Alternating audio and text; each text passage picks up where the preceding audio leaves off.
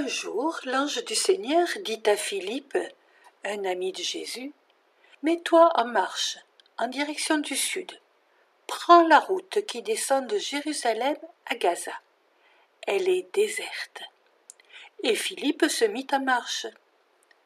Or, Philippe, sur son chemin, rencontra un homme sur son char tiré par des bœufs. C'était un étranger, un Éthiopien.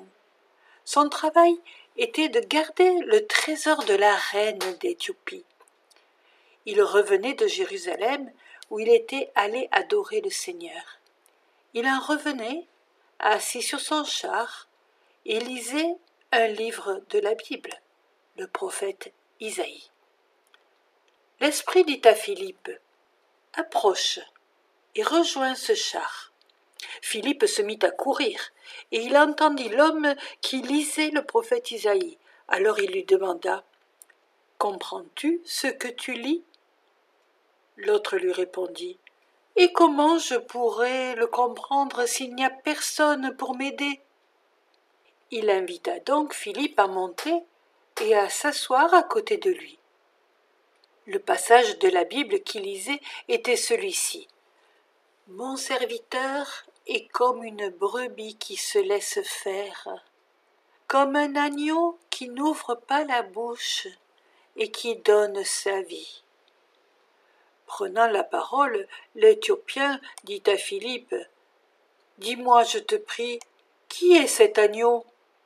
Alors Philippe prit la parole et lui raconta la bonne nouvelle de Jésus. Jésus est comme cet agneau. Il s'est laissé clouer sur une croix. Il a donné sa vie pour tous les hommes. Mais le troisième jour, Dieu l'a ressuscité. Aujourd'hui, il est vivant et il nous donne son esprit. Comme ils poursuivaient leur route, ils arrivèrent à un point d'eau. Et l'Éthiopien dit, « Voici de l'eau. Qu'est-ce qui empêche que je sois baptisé ?» Il fit arrêter le char. Ils descendirent dans l'eau tous les deux. Et Philippe plongea l'Éthiopien dans l'eau, il le baptisa. Quand ils furent remontés de l'eau, l'Esprit du Seigneur emporta Philippe. L'Éthiopien ne le voyait plus, mais il poursuivait sa route, tout joyeux. Philippe continua d'annoncer la bonne nouvelle dans toutes les villes où il passait.